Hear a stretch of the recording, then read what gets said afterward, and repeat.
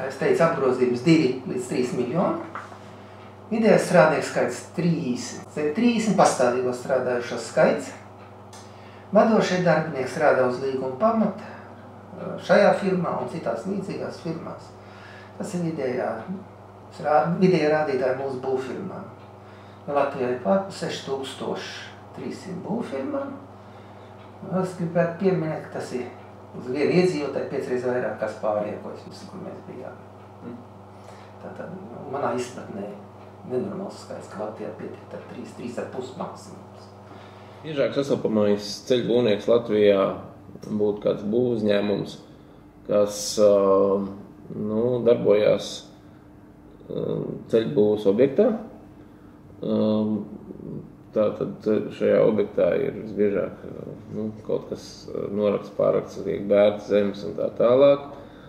Tur būvniecības objekta sākumā un beigās ir norādīts plāksnes, kāds būvnieks strādā, tāds dzeltenas plāksnes, katrs garām braucošais var arī uzmanīgi izlasīt, kas ir atbildīgais būvdarba vadītājs un tā tālāk. Un tur pārsvarā strādā īri kādos darba kombinzonos vai atstarojušās vestēs vai ar atstarojušajām strīpām, pārsvarā oranžām, ar logotipu, vai ir redzams, kurš būvnieks darbojās attiecīgajā objektā. Un, tā. Savukārt par personu runājot, tātad, es jau sācu teikt, tātad, darba tērpā ar atbilstošu identifikāciju, logotipu vai tā tālāk, gan uz apģērba, gan, ja nepieciešams, no darba aizsardzības viedokļa arī uz ķiveres. Ir šī identifikācija no kāda uzņēmuma tu esi. Ja mēs runājam par uzņēmumu, tad uzņēmums visbiežāk sastopamais strādā šodien šim objektam, un viņš tā kā nezina, kas būs pēc šī objekta. Šis uzņēmums nevar uzturēt patstāvīgu darba komandu, profesionālu komandu. Viņš ir savācis šo konkrēto objektu, speciālistu komandu, un objektam beidzoties, ja nav nākamais objekts, tad šie speciālisti tiek atlaisti un uzņēmums, tiekot pie jauna objekta, atkal komplektē no jauna šos speciālistus. Ja mēs runājam par personu, tad persona ir, man gribētos būt skarbam, netīrā kombinzonā ar veciem instrumentiem, un šī persona nav droša par savu nākotni, viņš strādā šodienai, un nav tādas stabilitātes, ka man būs darbs cauru gadu, ka man būs alga ar visiem nodokļiem.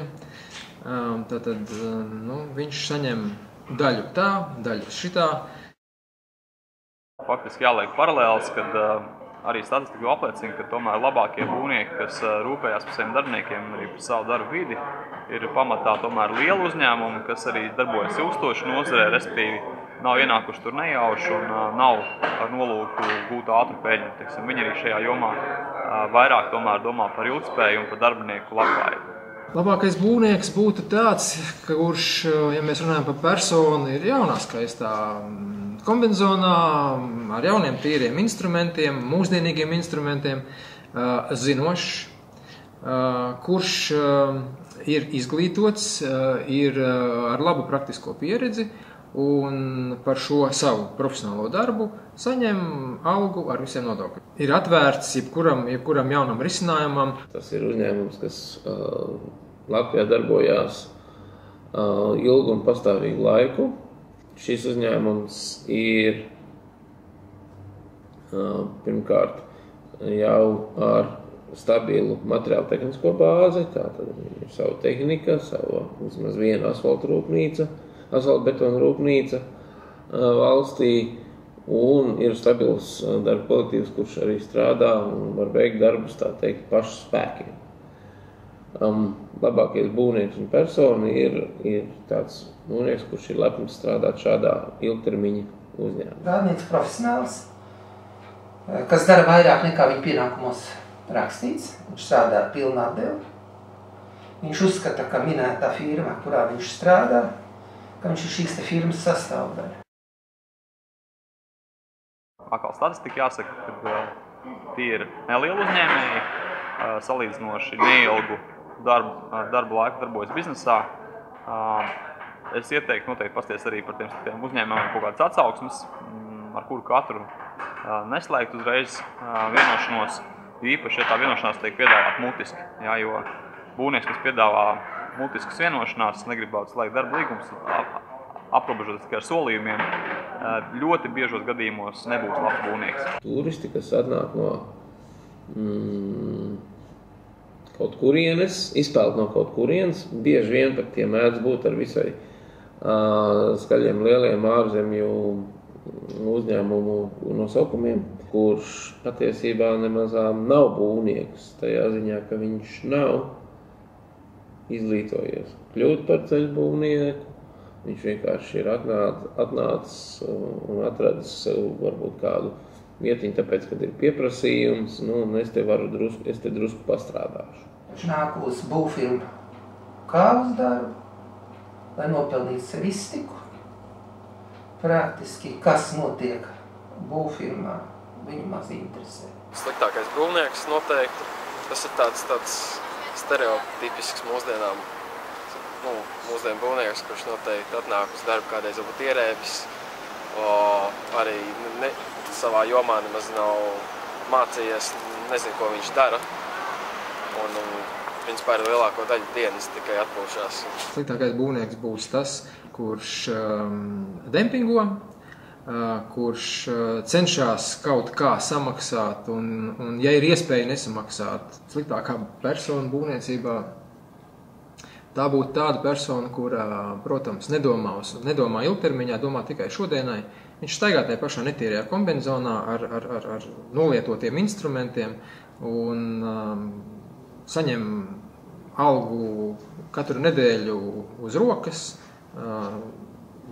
Ja viņš labākajā gadījumā skaitās darbā, tad pa minimālo algu pārējais viss tiek samaksāts tāpatās.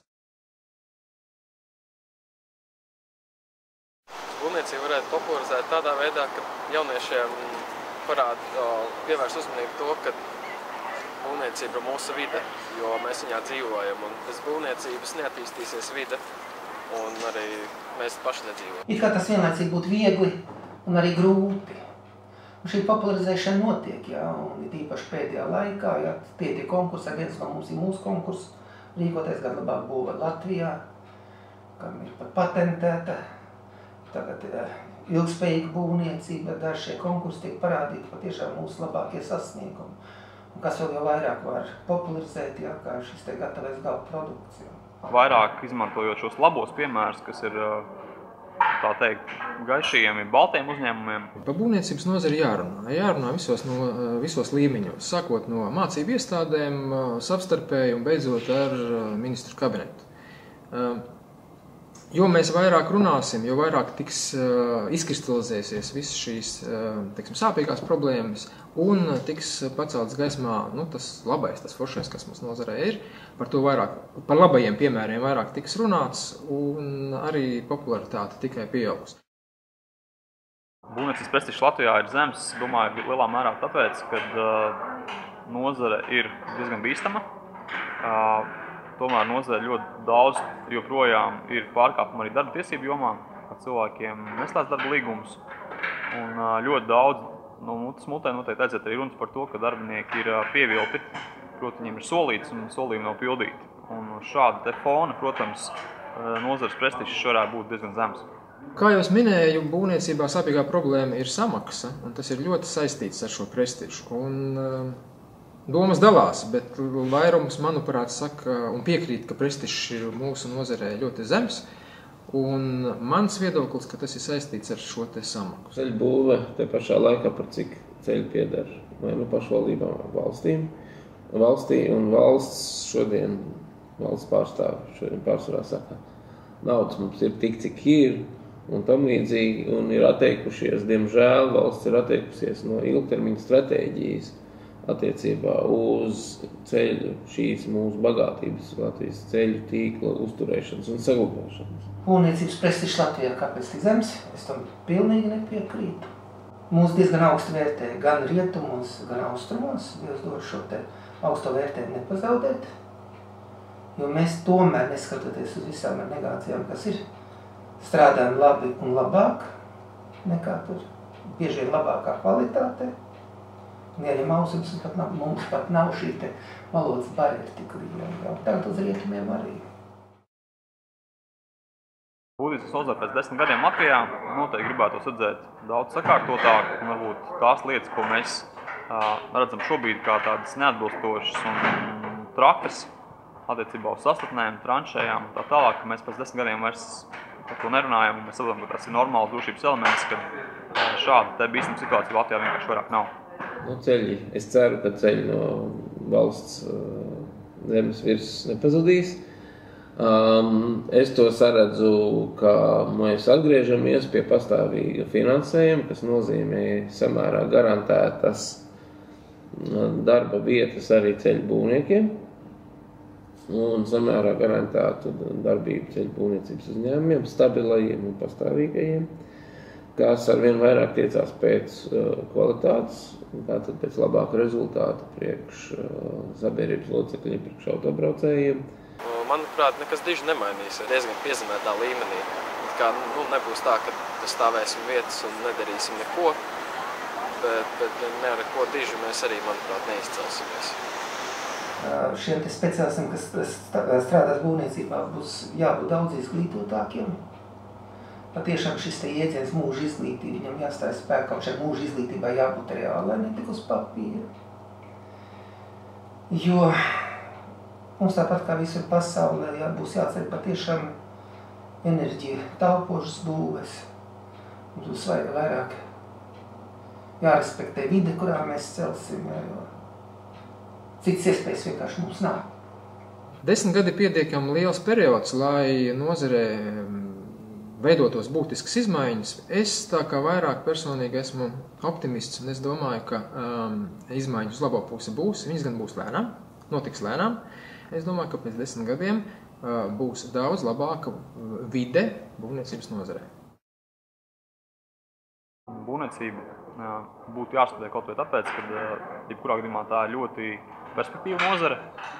Un, protams, studējot šo nozari, iegūstot savā ziņā, teiksim, augstu kvalifikāciju un zināšanas profesionālās, noteikti šādi te darbinieki šajā perspektīvā nozarē būs pieprasītāki nekā tādi, kas ir pārkvalificējušies un nejauši nonākuši nozarē. Jā, principā būvniecība jau arī, tas ir visi parki, visi ceļi.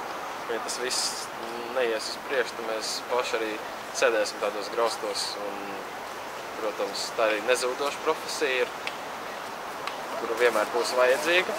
Būvniecība ir jāstudē. Būvniecība ir ļoti interesanta nozare, būvniecības profesijas ir interesantas, viņas ir dinamiskas, viņas attīstās, viņas ir vīrišķīgas. Un pats galvenais, ka būvniecībā ir iespēja augt visu mūžu, mācīties un augt. Praktiski jāstudē jebkurā nozarē, jo mēs esam maza tauta, savā laikā Ivāns teica, mēs esam pārāk maza tauta, lai būtu stulbi. Latvijā darbinieki labprātāk paliktu un arī strādāt nozarē tad, ja viņi justu šīs pārmaiņas nozarē un ja šie negodīgie uzņēmēji, kas mēdz atkāpties no saviem solījumiem, tiktu kaut kādā veidā izskausti ar kopīgām pūlēm, valsts institūcijām, sabiedrības spiedienu rezultātā. Un šī vide pat par sevi sakārtos droši vien, ka tad darbinieki būtu daudz priecīgāk palikt šeit un strādāt Latvijā. Jaunie būvnieki noteikti paliktu būvniecībā strādāt šeit Latvijā un nemeklētu labāku situāciju ārzemēs, ja būtu drošības sajūta. Ja būtu drošības sajūta par to, ka man samaksās ar visiem nodokļiem un ka man būs darbs pēc mēneša, pēc 3, pēc 6.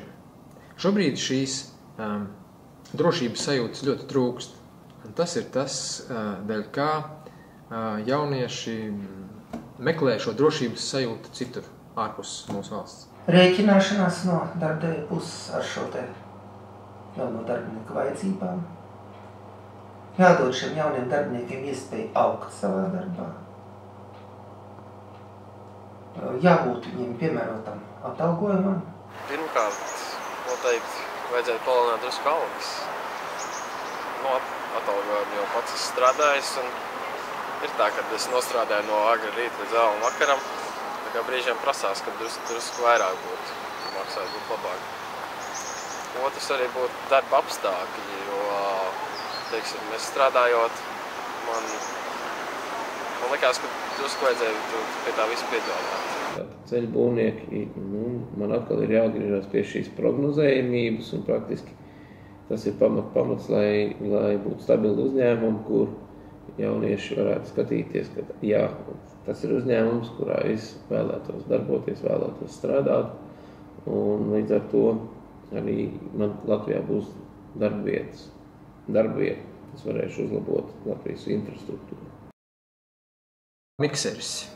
Miksers tas ir gan kulinārijā, gan būvniecībā. Protams, tāds instruments kā nāzis vai kā lāpsta. Kā turbis, kurētu mikseru pārtaisīt, špaktelis, teiksim, tortēm, visu glazūru taisīt. Līmpistoli, kur arī, teiksim, tortēm tur kaut ko uzspiež virsū. Kā arī saules painas, teiksim, kā visu sajaukt kopā. Man nāk prātā divi. Viens varētu būt mikseris, ko var izmantot varbūt kaut kādas lielas krējumzupas sagatavošanai. Un otrs instruments varētu būt ķēle, ko varētu lieliski izmantot kāzu tortes, piemēram, pasniegšanā. Humorīgais darbrīks nāk prātā ir āmurs, tātad ar gaļas āmurīgu mēs varam lapēt karbonādi. Āmurs. Vēl tagad nav maltī pipari, dzirnavas slinkums vēl tārā, ja tiem traudu vielīti un rāblīti saskalda. Ļoti labs paņēmiens, dalīt torti, kad daudzies, un nevar atrast to tortas lāpsti. Mazā mūrnieku ķellīti. Esam darījuši. Platā špakteļa lāpsti, picu sadalīt. Ja tev nav korķviļķis ieskrūvēs skrūvā, plakām klājiem vien izvilc ārā korķviļķi vietā. No vientulos, ja tev gata korķita nav par rokai. Rorotslēga vai amerikānu, ka ļoti plaši pielietot santehnikā, ja? Kurzemnieki lietoja tādu žargonu kā miķelis. Ar to viņi apzīmēja liela izmēra āmuru. Ir tāds vārds kā balgarka. Viņa bija gan latviski, gan krieviski balgarka. Tagad es pateikšu, kādi sauc, tas arī žargonu vārds. Tas nav latviskais vārds, tas ir fleksis. Tad bija tāds vēl viens žargonu vārds, pionieri visi saprat. Pionieriem saistība maz ar šiem te nākamā viņa paudzēm, tas bija vienkārši pacēlājs. Žargonu vārdu būvniecībā nav baigi daudz, jo tomēr esam valsts institūcija, mums runā diezgan oficiālos terminos, arī mēs nelietojam žargonus. Vienīgais, kas varbūt tā ļoti dzirdēts un bieži lietots ir, bet ne mūsu rakstiskajos dokumentos, ir supčiks, tā zupiņš, kas nozīmē tomēr tā kā apakšuzņēmējs. Žirafe. Ja, to tā kā plaši lieto. Mazāk lietojam varbūt ir buks, kurmis, āža kāja. Žirafe, ja mēs runājam par kādiem krāniem vai pacēlājiem. Jošaks, tas bija ribzāģis, nemaldos. Mušiņas. Un tad ir āzis, āža kāja. Es domāju, skaidrība nav vajadzīga, ka te zinām, mušiņas ir saucai būvē, ko runā. Šur tur ir sauc pa blusiņām. Āža kāja, tas ir lauznīca, ko izmanto namdari. Tas ir bobkats, tāpēc tas saskanē man uzvārdu, kas ir multifunkcionāls traktoriņš, buldozers, iekrāvējs un viss cits reizē. Ir vieglākie darbi tādi, kurus tev liek darīt, un kurus var nedarīt. Tu neizdara neviens nepamata, tie paši vieglākie darbi. Grūtākie darbi, kurus tu dari pirmo reizi, diemžēl. Grūtākais noteikti ir likt reģips pie griestiem, kā arī griesta slīpēšana. Diezgan pārsvarā viss, kas ir tā vairāk uz griestiem saistība.